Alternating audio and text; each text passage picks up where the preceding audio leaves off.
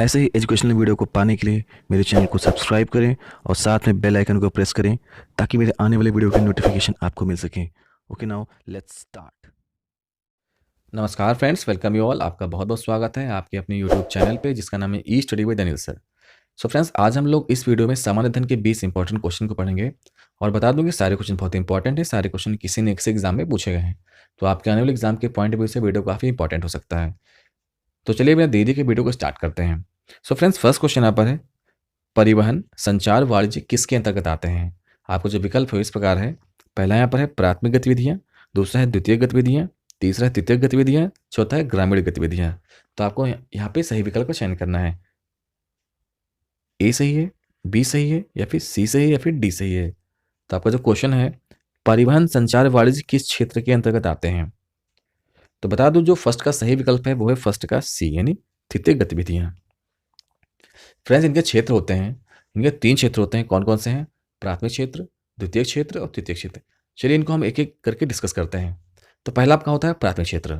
तो अर्थव्यवस्था का वह क्षेत्र जो प्राकृतिक संसाधनों का सीधा उपयोग करता है, प्राथमिक क्षेत्र कहलाता है। जैसे कृषि हो गया, मछली पकड़ना हो गया, खनन हो गया आदि। दूसरा आपका होता है द्वितीय क्षेत्र। यह क्षेत्र वस्तुओं का विनिर्माण करता है। और तीसरा आपका हो गया तृतीय क्षेत्र, यानी जो आपको सेवाएं प्रदान करता है। तो जो फर्स्ट का सही विकल्प है वो है तृतीय गतिविधियां। चलते हैं अगले क्वेश्चन पे। तो अगला क्वेश्चन यहाँ पर क्या कह रहा है कि आल्हा एक लोकप्रिय संगीत किस क्षेत्र का है? आपको बताना है कि जो आल्हा है वो लोकप्रिय संगीत किस क्षेत्र का है। तो आपके जो ऑप्शन हो इस प्रकार हैं। पहला यहाँ पर है रुहेलखंड, दूसरा है बुंदेलखंड, तीसरा है पूर्वांचल, चौथा है पश्चिमी उत्तर प्रदेश। तो बताइए इसका सही विकल्प क्या है? रुहेलखंड सही है, बुंदेलखंड सही है, पूर्वांचल सही है, या फिर पश्चिमी उत्तर प्रदेश सही है? तो आई होप कि अब तक आप राइट ऑप्शन तक पहुंच गए होंगे। तो फ्रेंड, जो सेकंड का सही विकल्प है वो है बी, यानी बुंदेलखंड। चलिए कुछ डिस्कस करते हैं आल्हा के बारे में। तो वीर रस से भरे हुए ये लोकगीत बुंदेलखंड का अभिमान भी है और पहचान भी है। ढोलक, झांझड़ व मंजीरे की संगत में आल्हा गायक तलवार चलाते हुए जब ऊंची आवाज में आल्हा को गाते हैं तो माहौल जो है वो जोश से भर जाता है। तो कुल मिला के फ्रेंड्स, आपको बताना है कि जो आल्हा है ये बुंदेलखंड क्षेत्र का लोकप्रिय संगीत है और ये आपका वीर रस से भरा हुआ होता है। इसे आपका वीर रस से डूबा हुआ होता है आल्हा आपका। तो जो सेकंड का जो सही विकल्प है वो है बी, यानी बुंदेलखंड। चलते हैं अगले क्वेश्चन पे। तो नेक्स्ट क्वेश्चन यहाँ पर है, किस तापमान पर जल का घनत्व अधिकतम होता है? आपको बताना है किस तापमान पर जल का घनत्व अधिकतम होता है। तो आपके जो विकल्प है इस प्रकार है। पहला यहाँ पर है 0 डिग्री सेल्सियस, दूसरा है 1 डिग्री सेल्सियस, तीसरा है 2 डिग्री सेल्सियस, चौथा है 4 डिग्री सेल्सियस। तो आपको यहाँ पे सही विकल्प का चयन करना है। ए सही है, बी सही है, सी सही है, फिर डी सही है। तो फ्रेंड्स बता दूं जो आपका थर्ड का डी है, यानी आपका जो 4 डिग्री सेल्सियस है वो एकदम सही यहाँ पर है। तो 4 डिग्री सेल्सियस पर जल का घनत्व तो अधिकतम होता है। तो थर्ड का डी एकदम सही है। चलते हैं अगले क्वेश्चन पे। तो अगला क्वेश्चन क्या कह रहा है, गुप्त स्वर्ण मुद्रा को कहा जाता था? आपको बताना है कि गुप्त स्वर्ण मुद्रा को क्या कहा जाता था? कालचापड़, दीनार, निष्क या सुवर्ण? आपको यहाँ पे सही विकल्प का चयन करना है। तो बताइए ए सही है, बी सही है, सी सही है, या फिर डी सही है? तो फ्रेंड्स बता दूं आपका जो फोर्थ का बी है, यानी आपका दीनार, वो एकदम सही है। तो गुप्त स्वर्ण मुद्रा को दीनार कहा जाता था। चलते हैं अगले क्वेश्चन पे। तो अगला क्वेश्चन यहाँ पर क्या कह रहा है, देश के किस राज्य का हिस्सा राष्ट्रीय राजधानी क्षेत्र में सम्मिलित नहीं है? आपको बताना है कि देश का ऐसा कौन सा राज्य है जो आपका राष्ट्रीय राजधानी क्षेत्र में सम्मिलित नहीं है। तो आपके जो विकल्प है इस प्रकार है। पहला यहाँ पर है दिल्ली, दूसरा है उत्तर प्रदेश, तीसरा है हरियाणा, चौथा है मध्य प्रदेश। तो बताइए इसका सही विकल्प क्या है? दिल्ली सही होगा, उत्तर प्रदेश सही होगा, हरियाणा सही होगा, या फिर मध्य प्रदेश सही होगा? तो फ्रेंड्स बता दूं आपका जो फिफ्थ का सही विकल्प है वो है डी, यानी मध्य प्रदेश, एमपी आपका एकदम सही यहाँ पर है। देखिए फ्रेंड्स, जैसा कि जानते हैं जो आपका दिल्ली है वो आपका एनसीआर में आता ही आता है। आपका उत्तर प्रदेश का नोएडा होगा, गाजियाबाद होगा, वो एनसीआर पे आता है। और आपका जो हरियाणा है तो जो गुड़गांव वाला क्षेत्र हो गया ये आपका एनसीआर में आता है। फ्रेंड्स, एनसीआर का फुल फॉर्म होता है नेशनल कैपिटल रीजन, इसको हम लोग शॉर्ट में एनसीआर बोलते हैं। तो आपका जो मध्य प्रदेश है ये आपका एनसीआर को टच नहीं करता है। सो आपका जो राइट ऑप्शन यहाँ पर है वो आपका हो जाएगा फिफ्थ का डी, यानी मध्य प्रदेश, यानी एमपी। चलते हैं अगले क्वेश्चन पे। तो नेक्स्ट क्वेश्चन यहाँ पर है, वैज्ञानिक प्रबंधन का जनक कौन है? आपको बताना है वैज्ञानिक प्रबंधन का जनक कौन है। हेनरी फेयोल, दूसरा है एल्टन मायो, तीसरा है चेस्टन बेनोर्ड, और चौथा है एफ डब्ल्यू टेलर। तो बताएं यहाँ पे सही विकल्प क्या है। हेनरी फेयोल सही होगा, एल्टन मायो सही होगा, चस्टन बेनोट सही होगा, या फिर FW टेलर सही होगा। तो आपको यहाँ पे सही विकल्प का चयन करना है दिए ऑप्शन में से। अगर आपको इसका ऑप्शन पता होगा, राइट ऑप्शन पता होगा, तो अब तक आप सही विकल्प तक पहुंच गए होंगे। तो बता दूं जो आपका सिक्स्थ का सही विकल्प है, सिक्स्थ का जो सही ऑप्शन है वो है सिक्स्थ का डी यानी FW टेलर। या फ्रेंड्स, इनको हम लोग वैज्ञानिक प्रबंधन का जनक कहते हैं। इनका जो पूरा नाम है वो है फ्रेडरिक विंस्लो टेलर। जी फ्रेंड्स, फ्रेडरिक विंस्लो टेलर। और फ्रेंड्स बता दूं कि जो वैज्ञानिक प्रबंधन है, जिसे हम लोग टेलरवाद या फिर टेलर पद्धति भी कहते हैं। आपको पता होना चाहिए कि वैज्ञानिक प्रबंधन को हम लोग टेलरवाद या फिर टेलर पद्धति भी कहते हैं। तो जो सिक्स का डी है एकदम यहाँ पर सही है। चलते हैं अगले क्वेश्चन पे। तो अगला क्वेश्चन यहाँ पर है, बाबरनामा का अंग्रेजी में अनुवाद किसने किया। आपको बताना है इस क्वेश्चन में कि बाबरनामा का अंग्रेजी में अनुवाद किसने किया। तो आपका जो विकल्प है इस प्रकार है। पहला यहाँ पर है लेडेन और रस्किन, दूसरा है विलियम हॉकिंग्स, तीसरा है फिंच, चौथा है विलियम जोन्स। तो बताएं यहाँ पे सही विकल्प कौन सा है। ए सही है, बी सही है, सी सही है या फिर डी सही है। आपको यहाँ पे सही विकल्प का चयन करना है। लेडेन और रस्किन सही है, विलियम हॉकिंस सही है, फिंच सही है या फिर विलियम जोन्स सही है। तो बता दो जो आपका सेवेंथ का जो सही विकल्प है वो है ए यानी लेडेन और रस्किन। ये फ्रेंड्स, बाबरनामा मुगल सम्राट बाबर की आत्मलिखित जीवनी है। यह उन्होंने अपनी मातृभाषा चगताई तुर्की में लिखी थी। इसका अंग्रेजी में अनुवाद लेडेन ने 1810 में किया था। लेडेन की मृत्यु के पश्चात रस्किन ने अनुवाद को पूरा किया। मतलब फ्रेंड, लेडेन और रस्किन जो दो अलग अलग व्यक्ति हैं, और आधा भाग जो है वो लेडेन ने लिखा और आधा भाग रस्किन ने लिखा। तो जो आपका सेवेंथ का ए है वो एकदम सही है। क्या ऑप्शन सही है आपका? लेडेन और रस्किन ने बाबरनामा का अंग्रेजी में अनुवाद किया था। तो सेवेंथ का ए इज द राइट वन। चलते हैं अगले क्वेश्चन पे। तो नेक्स्ट क्वेश्चन यहाँ पर है, देखिए फ्रेंड्स काफी है, चित्रकूट जलप्रपात स्थित है। जी फ्रेंड्स, आपको बताना है चित्रकूट जलप्रपात कहाँ स्थित है। तो आपके जो ऑप्शन वो इस प्रकार है। पहला आपका यहाँ पर चित्रकूट में, दूसरा है बस्तर में, तीसरा है जबलपुर में, चौथा है बांदा में। तो बताएं यहाँ पे सही विकल्प क्या है। चित्रकूट सही है, बस्तर सही है, जबलपुर सही है, बांदा सही है। तो फ्रेंड्स बता दूं इसका जो सही विकल्प है वो है एर्थ का बी। जी फ्रेंड्स, एर्थ का बी एकदम सही है। फ्रेंड्स, चित्रकूट समझ के आप के मन में पहले चित्रकूट आया होगा, बट फ्रेंड्स एकदम गलत है। इसका जो सही विकल्प है वो है एर्थ का बी यानी बस्तर। तो फ्रेंड्स, चित्रकूट जलप्रपात भारत के छत्तीसगढ़ राज्य बस्तर जिले में इंद्रावती नदी पर स्थित एक सुंदर जलप्रपात है। इस जलप्रपात की ऊंचाई 90 फीट है। चित्रकूट भारतीय नियाग्रा के नाम से प्रसिद्ध है, यह जाना जाता है। तो फ्रेंड्स, आपको यहाँ पे कई इन्फॉर्मेशन मिल गई कि आपका जो चित्रकूट जलप्रपात है ये आपका छत्तीसगढ़ के बस्तर जिले में है और ये इंद्रावती नदी पर स्थित है। इस जलप्रपात की ऊंचाई 90 फीट है और इसे हम लोग भारतीय नियाग्रा के नाम से भी जानते हैं। तो एर्थ का बी बस्तर एकदम सही है। फ्रेंड्स, यहाँ पे आपसे पूछ सकता है कि किस राज्य में है, तो हो जाएगा छत्तीसगढ़, और छत्तीसगढ़ के किस जिले में है वो है बस्तर जिला।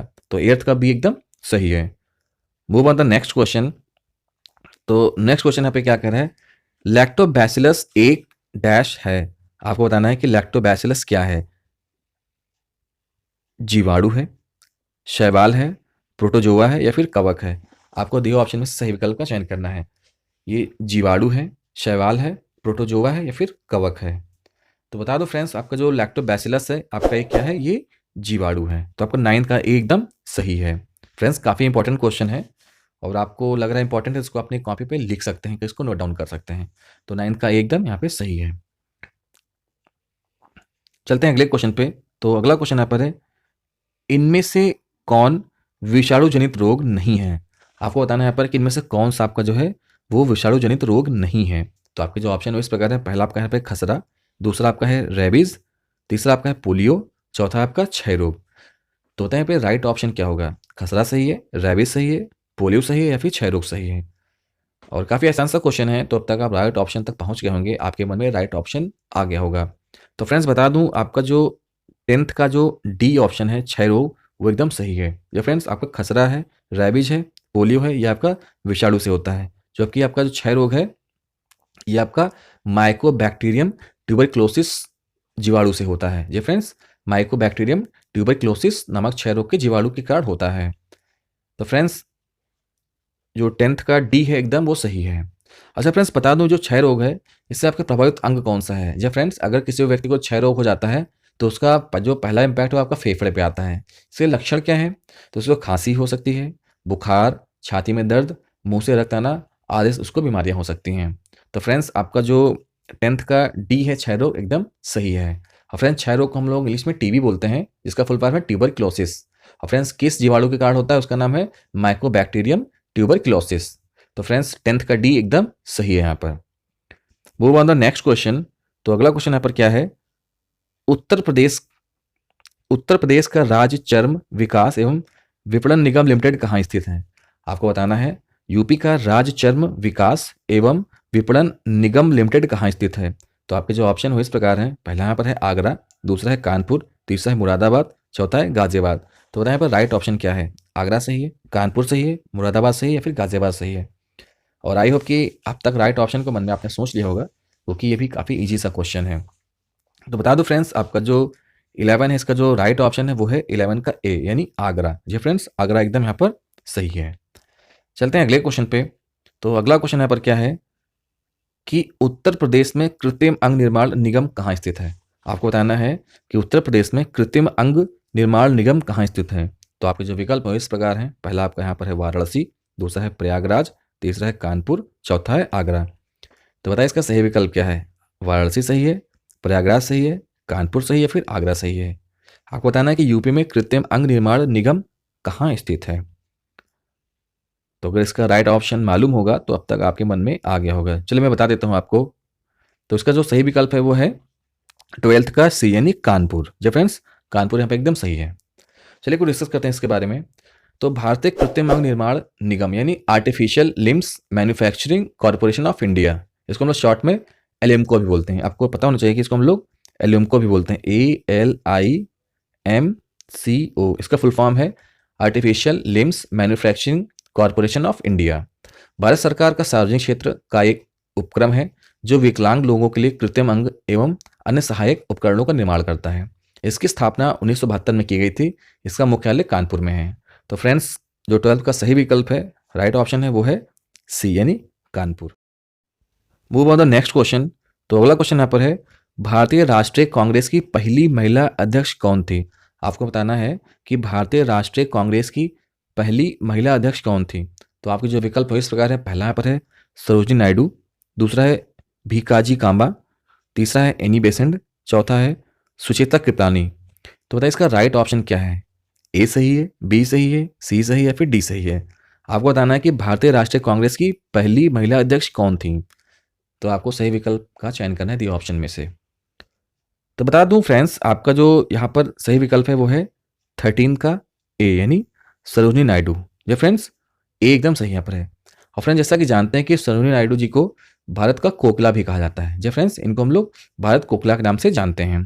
तो आपका जो 13वां का ए है एकदम सही है। चलते हैं अगले क्वेश्चन पे।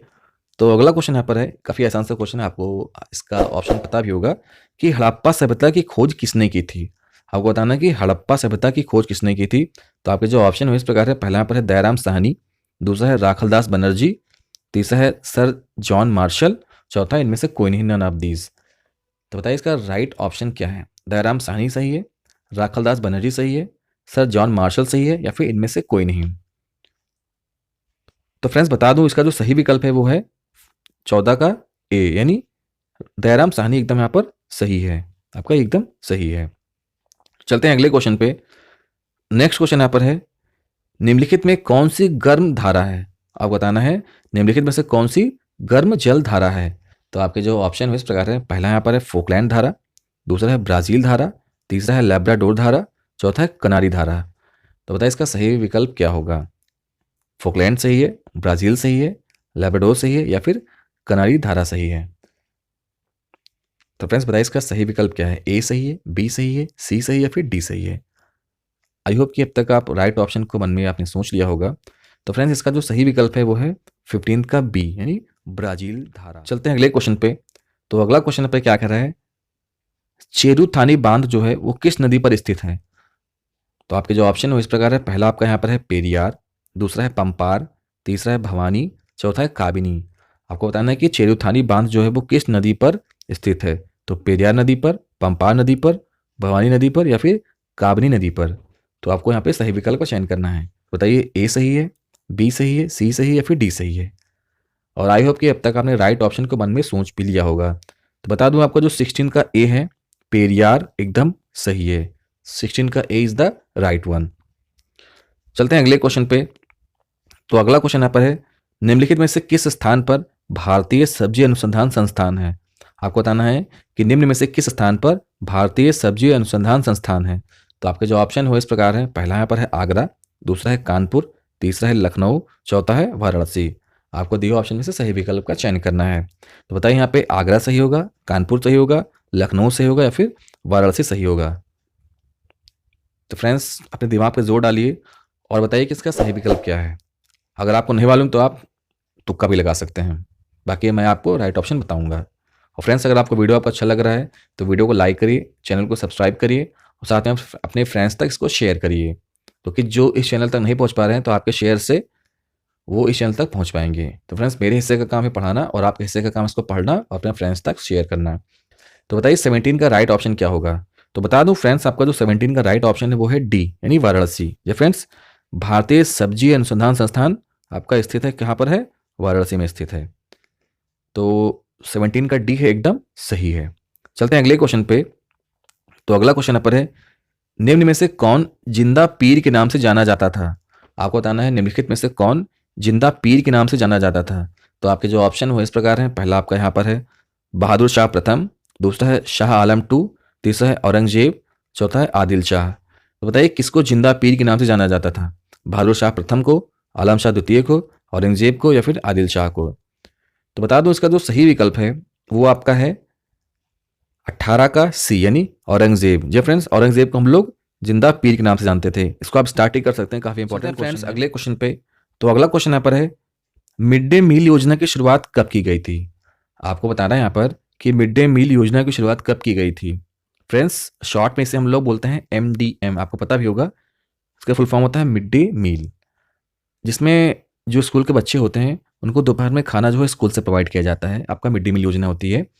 तो आपको बताना है कि आपका जो MDM है यानी आपका जो मिड डे मील योजना है इसकी शुरुआत कब की गई थी। तो 2000 में की गई थी, 1999 में की गई थी, 2005 में की गई थी या फिर 1995 में की गई थी। तो बताना इसका सही विकल्प क्या है। ए सही है, बी सही है, सी सही है या फिर डी सही है। आपका दिए ऑप्शन में से सही विकल्प का चयन करना है। तो फ्रेंड्स बता दूं इसका जो सही विकल्प है वो है 19 का डी 1995 में। जी फ्रेंड्स आपकी जो MDM योजना थी ये आपकी 15 अगस्त 1995 को आई थी।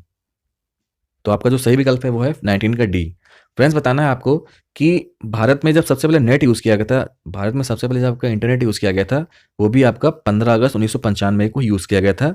तो आपको यहाँ पे दो क्वेश्चन तैयार हो रहे हैं कि भारत में इंटरनेट पहली बार कब आया। तो आपका आया 15 अगस्त 1995 को, और MDM कब शुरुआत की गई तो वो भी 15 अगस्त 1995 को शुरुआत की गई थी। अच्छा फ्रेंड्स आपके मन में क्वेश्चन पे और राइज हो रहा होगा कि उसमें सबसे पहले इंटरनेट को किस कंपनी ने लॉन्च किया था। तो फ्रेंड्स उस कंपनी का नाम था VSNL। या फ्रेंड्स उसका नाम था VSNL मतलब विदेश संचार निगम लिमिटेड। तो फ्रेंड्स 15 अगस्त 1995 को भारत में सबसे पहली बार नेट आया था यानी इंटरनेट आया था, और उसी दिन आपका मिड डे मील योजना को भी लॉन्च किया गया था। तो आपका जो यहाँ पे सही विकल्प है वो है 19 का डी। तो 19 का डी यानी 1995 ईस्वी एकदम। चलते हैं लास्ट क्वेश्चन पे। तो अंतिम क्वेश्चन क्या कह रहा है कि दूरदृष्टि दोष में प्रतिबिंब निम्नलिखित पर बनता है। आपको बताना है यहाँ पर कि जो दूरदृष्टि जब किसी को दोष हो जाता है तो जो उसका इमेज है वो कहाँ पर बनता है। तो आपके जो ऑप्शन है इस प्रकार हैं, पहला यहाँ पर है रेटिना पर, दूसरा है रेटिना के पीछे, तीसरा है रेटिना के आगे, चौथा है अंध बिंदु पर। तो बताइए इसका सही विकल्प क्या है। ए सही है, बी सही है, सी सही है फिर डी सही है। तो फ्रेंड्स अगर आपको इसका ऑप्शन पता होगा तो अब तक आपके मन में राइट ऑप्शन आ गया होगा, नहीं पता होगा तो मैं बताऊंगा आपको।